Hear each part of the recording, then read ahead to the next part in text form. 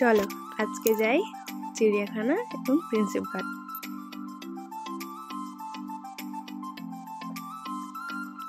প্রথমে আমি একটা শাড়ি পরে নিয়েছি, অনেক দিন ধরে ইচ্ছে করছিল শাড়ি পরে কোথাও একটা বেরোই, তো তার জন্য এই শাড়িটা আমি রিসেন্টলি কিনেছি এবং এটা পরেই রেডি হয়ে নিচ্ছি। শাড়িটা খুবই ভালো, খুব নরম, খুব সফট, পরলেও মনে হবে না যে শাড়ি পরেছি। শাড়ি পরলে একটা ইরিটেশন ভাব আসে না, ওইটাও আসবে না, মানে তোমার খুব শান্তি লাগবে। এই যে তাড়াহুড়োর মধ্যে রেডি হচ্ছি, তার মধ্যেও ভিডিও করার জন্য বাবাইকে ডাকছি এটা পরিয়ে দেওয়ার জন্য। এসে দৌড়ে মানে কি করে যে দৌড়ে পালাবে খালি সেই চেষ্টাই করে, এসে কোনো রকম একটু পরিয়ে দিয়েছি, দিয়ে পালিয়েছে। তারপর আমরা হাঁটতে চলে গেলাম, হাঁটতে না অটোতে করে চলে গেলাম মেট্রো স্টেশন। আজকে আমাদের সঙ্গে আরো কেউ যাবে, চলো দেখাচ্ছি, তাদের জন্যই ওয়েট করছি। এই যে আমাদের বিশালদা আর বিশালদার ওয়াইফ স্নেহা আর তাদের ছেলে শুভম। তারপরে আমরা চিড়িয়াখানায় ঢুকে প্রথমে সবাই একটা করে আইসক্রিম নিয়ে নিলাম, দিয়ে চলো স্টার্ট। এই ফুলটা আমার খুব সুন্দর লাগে। প্রথমে আমরা চলে গেলাম হাতির কাছে।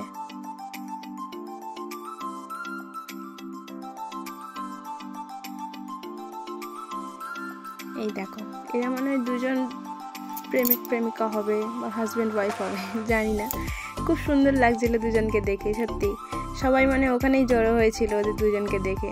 দুজন কি সুন্দর খেলা করছিল, কত গল্প করছিল, কাশ ওদের কথাটা বুঝতে পারতাম।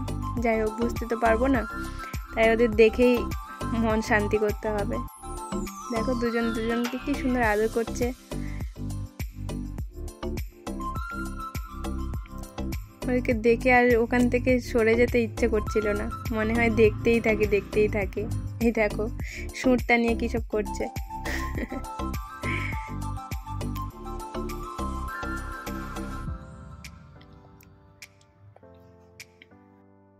তারপরে এই দেখো ময়ূরের মতো ওদের নামগুলো সাইডে ছিল, কিন্তু সরি গো একদম খেয়াল নেই, মানে নামগুলো যে কি ছিল একদমই খেয়াল নেই। তারপরে আমরা চলে গেছিলাম গন্ডারের কাছে।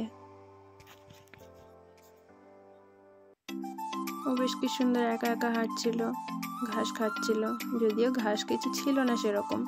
হরিণটার শিংগুলো খালি দেখো কত বড় বড়। তারপর একটু বাবার কটা ফটো তুলে দিলাম। ও তো কোথাও বেরোলে উনি ফটো তোলেই না, ওখানে দাঁড়িয়েছিল, ভালো লাগছিল বলে আমি ভাবলাম দাঁড়াও একটা ফটো তুলে দিই।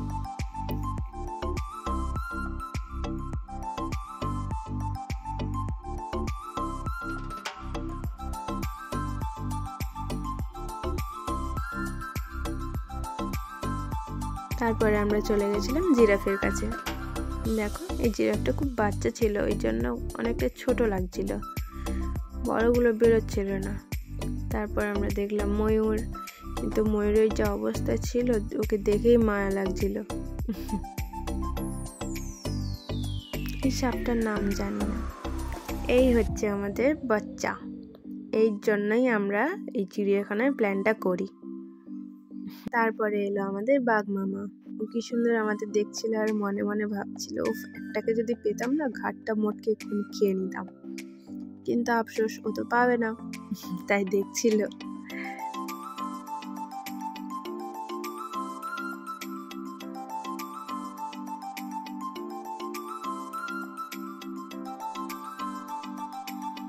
তারপর আমি একটু বাবার হাত ধরে ভিডিও বানাচ্ছিলাম, কারণ কি বাবার তো আমাকে সময় দেওয়ার মতো সময় থাকে না, তাই যেদিন একদিন বেরোই সেদিন একদম গোসল করে নিই। তারপরে এলে চিতাবাঘ। খুব বেশি পশু নেই, খুব কম।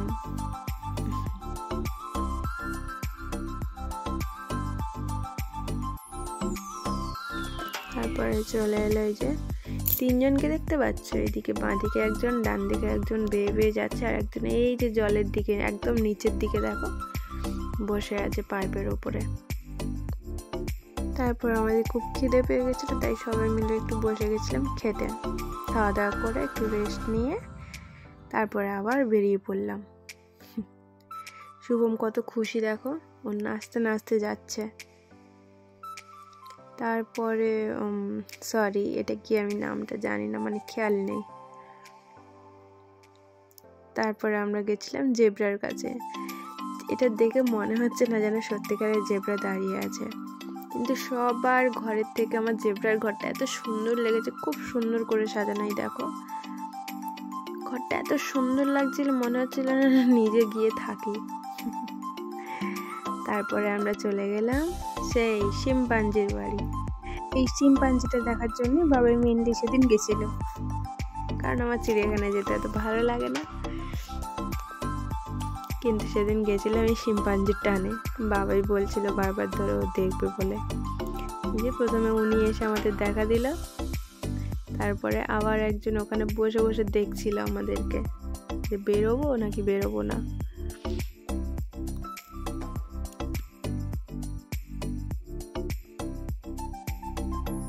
এই নেমে চলে গেল, হয়ে গেছে এই ডিউটি টাইম শেষ।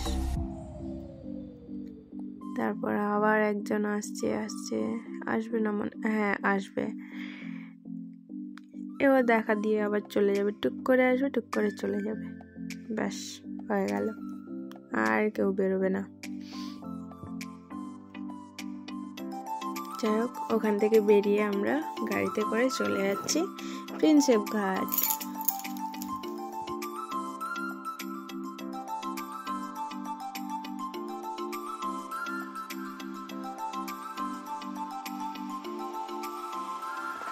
গাড়ি থেকে নেমে আমরা দুটো কটন ক্যান্ডি কিনলাম, দিয়ে সবাই মিলে খেতে খেতে চলে গেলাম গঙ্গার পাড়ে।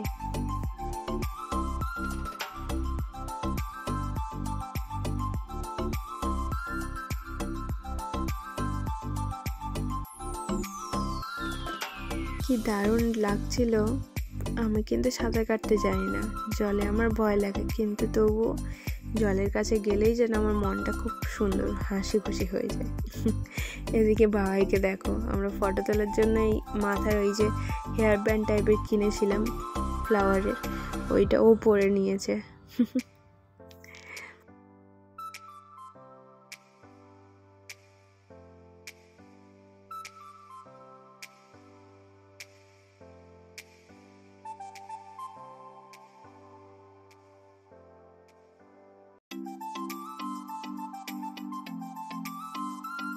তারপর আমরা এখানে বসে অনেকক্ষণ আড্ডা দিলাম, দিয়ে তারপর চলো বাড়ির পথে। কিন্তু বাড়ির পথে যাওয়ার সময় আমি বাবার সঙ্গে একটু ভিডিও বানাচ্ছিলাম, কারণ ও তো সময় দিতে পারে না, তাই একদিন বেরোলেই ওর কাছ থেকে সময়টা আমি ছেঁকে নিয়ে নিই, সব কিছু শোধ করে নিই, অনেক দিনের ইচ্ছা অনিচ্ছা সব কিছু। তারপরে এই যে বাড়ি যাওয়ার পথে আমাদের পড়লো হাওড়া ব্রিজ, ওখানে তোমাদেরকে দেখানোর জন্য একটা ক্লিপ নিয়ে নিলাম। তারপর আমরা সবাই মিলে বসে একটু গঙ্গার পাড়ে বসে 1 কাপ করে চা খেলাম, খেয়ে দিয়ে এবারে বাড়ির পথে চলো। সারাদিনটা কি করে কেটে গেল ঘুরতে ঘুরতে, সেই 9টা থেকে বিকেল তখন 4:30 বাজে। বিকেলের সময়টা যা সুন্দর লাগছিল না, এখন তো আমার পাশে বাবাই নেই, নাহলে জিজ্ঞেস করে বলতাম এই জায়গাটা কোথায়। জায়গাটা খুব সুন্দর লাগছিল।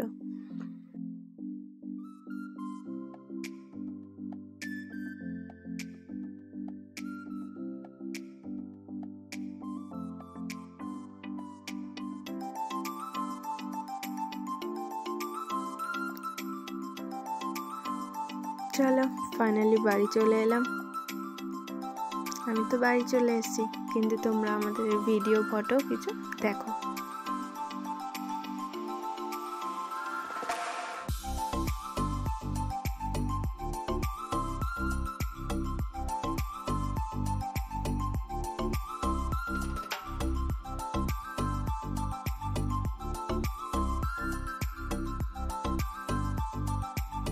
চলো তাহলে আজকে ভিডিওটা এখানেই শেষ করছি।